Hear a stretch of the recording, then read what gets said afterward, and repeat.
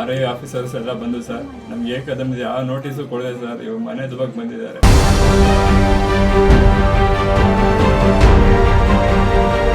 ನಮ್ಮ ಕುಟುಂಬನ ಹಾಕೊಂಡು ನೆಲೆಗೆ ಹೋಗ್ಬೇಕು ಸರ್. ಇದು ಮನೆಯೇ ನಮಗೆ ಜೀವನ ಆಧಾರ. ನಮಗೆ ಕೂಲಿ ಮಾಡ್ಕೊಂಡು ಸರ್ ದಿನಕ್ಕೆ ನಾವು 300-350 ರೂಪಾಯಿ ಕೂಲಿ ಮಾಡ್ಕೊಂಡು ಮನೆ ಸಾಕ್ತಾ ಇದ್ದೀನಿ ಸರ್.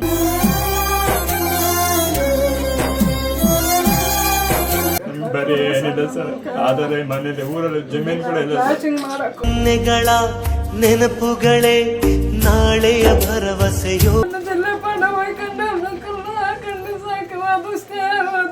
ನಿಲ್ಸಿ ಮಕ್ಕಳಿಲ್ಲೇ ಅವರು ನಾವು ಸಾವಂದು ಬಿಟ್ರೆ ನಮ್ದೇನಿಲ್ಲ ಸಮೀರ್ ಅವರೆಲ್ಲ ನಮ್ಮ ಪರಿಸ್ಥಿತಿ ಮಾಡಿ ಹಾಕೊಟ್ರು.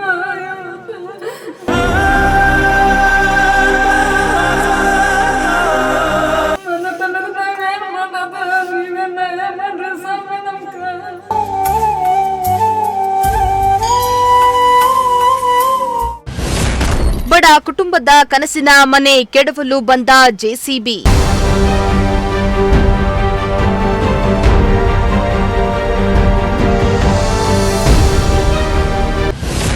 ಮನೆ ಉಳಿಸಿಕೊಳ್ಳಲು ಪೆಟ್ರೋಲ್ ಹಿಡಿದು ಕುಟುಂಬಸ್ಥರ ಕಣ್ಣೀರು. ಕನಸು ಕಟ್ಟು ಕೈಗಳಿಗೆ ಕಷ್ಟವುಂಟು ನೂರಾದಹಿಸೋ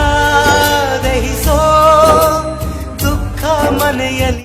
ಈ ಗ್ರಾಮದಲ್ಲಿ ಬಹುತೇಕ ಬಡ ಕುಟುಂಬಗಳು ಹಗಲು ರಾತ್ರಿ ಎನ್ನದೇ ದುಡಿದು 1 ರೂಪಾಯಿಯನ್ನ ಕೂಡಿಸಿ ಸ್ವಂತ ಸೂರನ್ನ ಕಟ್ಟಿಕೊಳ್ಳುವ ಕನಸು ಕಂಡಿದ್ರು. ಆದ್ರಿದೀಗ ಅದೇ ಕನಸಿನ ಮನೆಯ ಮೇಲೆ ಬುಲ್ಡೋಸರ್ ಭೀತಿ ಆವರಿಸಿದೆ. ಆಶ್ರಯ ಯೋಜನೆಯಡಿ ನಿರ್ಮಾಣವಾದ ಮನೆಯನ್ನೇ ತೆರವುಗೊಳಿಸಲು ಅಧಿಕಾರಿಗಳು ಮುಂದಾಗಿದ್ದು ಕುಟುಂಬಸ್ಥರು ಆತಂಕದಲ್ಲಿ ದಿನ ಕಳೆದಿದ್ದಾರೆ.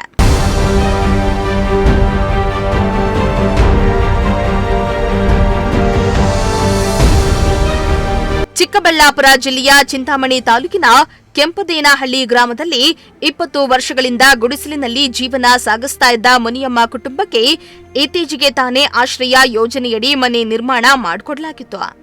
ಆದ್ರಿದೀಗ ಅದೇ ಮನೆಯನ್ನ ನೆಲಸಮ ಮಾಡಲು ಅಧಿಕಾರಿಗಳು ಮುಂದಾಗಿದ್ದು ಕುಟುಂಬಸ್ಥರು ಮನೆಯೊಳಗೆ ಇದ್ದಾಗಲೇ ಅಧಿಕಾರಿಗಳು ಜೆಸಿಬಿಯೊಂದಿಗೆ ಸ್ಥಳಕ್ಕಾಗಮಿಸಿ ಮನೆ ತೆರವು ಕಾರ್ಯಾಚರಣೆಗೆ ಮುಂದಾಗಿದ್ದಾರೆ. ಇದರಿಂದ ಸ್ಥಳದಲ್ಲಿ ಉದ್ವಿಗ್ನ ವಾತಾವರಣ ನಿರ್ಮಾಣವಾಗಿದ್ದು ಕುಟುಂಬಸ್ಥರು ಹಾಗೂ ಗ್ರಾಮಸ್ಥರು ತೀವ್ರ ವಿರೋಧವನ್ನ ವ್ಯಕ್ತಪಡಿಸಿದ್ದಾರೆ. ಕನಸು ಕಟ್ಟು ಕೈಗಳಿಗೆ ಕಷ್ಟವುಂಟು ನೂರಾದಹಿಸೋ ದುಃಖ ಮನೆಯಲ್ಲಿ. ಇನ್ನು ಪ್ರಾಣ ಬೇಕಾದ್ರೂ ಬಿಡ್ತೇವೆ, ಮನೆ ಮಾತ್ರ ಬಿಡೋದಿಲ್ಲ ಎಂದು ಕಣ್ಣೀರಿಡ್ತಾ ಇರುವ ಮುನಿಯಮ್ಮ ಕುಟುಂಬಸ್ಥರು ಮನೆಯೊಳಗೆ ಉಳಿದು ಪ್ರತಿಭಟನೆಯನ್ನ ನಡೆಸಿದ್ದಾರೆ. ಒಂದು ವೇಳೆ ಮನೆ ಕೆಡವಿದ್ರೆ ಆತ್ಮಹತ್ಯೆ ಮಾಡಿಕೊಳ್ಳುವುದಾಗಿ ಕುಟುಂಬಸ್ಥರು ಕೈಯಲ್ಲಿ ಪೆಟ್ರೋಲ್ ಹಿಡಿದು ಕಣ್ಣೀರು ಹಾಕ್ತಿದ್ದಾರೆ. ಅಷ್ಟಕ್ಕೂ ಅಧಿಕಾರಿಗಳು ಅದೇ ಜಾಗವನ್ನ ಸರ್ವೆ ನಂಬರ್ 85ರಲ್ಲಿ ಗುರುತಿಸಿ ಖಾತೆ ಮಾಡಿ ಡಿಮ್ಯಾಂಡ್ ರಿಜಿಸ್ಟರ್ನಲ್ಲಿ ದಾಖಲಿಸಿ ಮನೆ ನಿರ್ಮಾಣಕ್ಕೆ ಅವಕಾಶವನ್ನ ನೀಡಿದ್ರಂತೆ. ಆದ್ರೀಗ ಅಲ್ಲಿ 14 ಕುಟುಂಬಗಳು ಮನೆ ನಿರ್ಮಿಸಿಕೊಂಡಿದ್ರು. ಮುನಿಯಮ್ಮ ಅವರ ಮನೆಯನ್ನ ತೆರವುಗೊಳಿಸಲು ಮುಂದಾಗಿರುವುದು ಹಲವು ಅನುಮಾನಗಳಿಗೆ ಕಾರಣ ಆಗಿದೆ. ಈ ಮನೇಲಿ ಇವಾಗ ಇರೋದ್ರಿಂದ ಗೌರ್ಮೆಂಟ್ ಇಂದ ಒಂದು ಮನೆ ಕೊಟ್ಟರು ನಮಗೆ. ಇದು ಬಂದು ನಮ್ಮ RI ಆಫೀಸರ್ಸ್ ಎಲ್ಲ ಬಂದು ಸರ್ ನಮ್ಗೆ ಏಕದಮ್ ಯಾವ ನೋಟಿಸು ಕೊಡದೆ ಸರ್ ಇವಾಗ ಮನೆ ದುಬಕ್ಕೆ ಬಂದಿದ್ದಾರೆ. ನಮ್ಮ ಕುಟುಂಬನ ಹಾಕೊಂಡು ನೆಲೆಗೆ ಹೋಗ್ಬೇಕು ಸರ್. ಇದು ಮನೆಯೇ ನಮಗೆ ಜೀವನ ಆಧಾರ. ನಮಗೆ ಕೂಲಿ ಮಾಡ್ಕೊಂಡು ಸರ್ ದಿನಕ್ಕೆ ನಾವು 300-350 ರೂಪಾಯಿ ಕೂಲಿ ಮಾಡ್ಕೊಂಡು ಮನೆ ಸಾಕ್ತಾ ಇದ್ದೀನಿ ಸರ್. ನಾನೆಲ್ಲ ಇವಾಗ ಈ ಮನೆ ಮೇಲೆ ಹಾಕಿ ನಾವು ಬಂಡವಾಳ ಇರೋದೆಲ್ಲ ಮನೆ ಮೇಲೆ ಹಾಕಿದ್ದೀವಿ ಸರ್. ನಮ್ಗೆ ಬರೀ ಏನಿದೆ ಸರ್, ಆದರೆ ಮನೇಲಿ ಊರಲ್ಲಿ ಜಮೀನು ಕೂಡ ಇಲ್ಲ ಸರ್. ನಮಗೆ ಪ್ಲಾಸ್ಟಿಂಗ್ ಮಾಡಕ್ಕೆ ದುಡ್ಡಿಲ್ಲ ಸರ್. ಸರ್ಕಾರ ನಮ್ಗೆ ಅವಕಾಶ ಕೊಟ್ಟಿಲ್ಲ. ನಾವೇನು ಮಾಡೋದು ಸರ್ಕಾರ ಬಂದು ಬೇಕಾದ್ರೆ ನಮಗೆ ಆತ್ಮಹತ್ಯೆಗೆ ಅವ್ರು ಏನಂತ ತಂದು ಕೊಟ್ಬಿಡ್ಲಿ ಸರ್. ನನ್ನದೆಲ್ಲ ಪಣ ಹೋಯ್ಕೊಂಡು ಮಕ್ಕಳನ್ನ ಹಾಕೊಂಡು ಸಾಕು ವಾದಿಸ್ತೇ ನಿಲ್ಸಿ ಮಕ್ಕಳಿಲ್ಲೇ ಅವರು ಸ್ವಾಮಿ.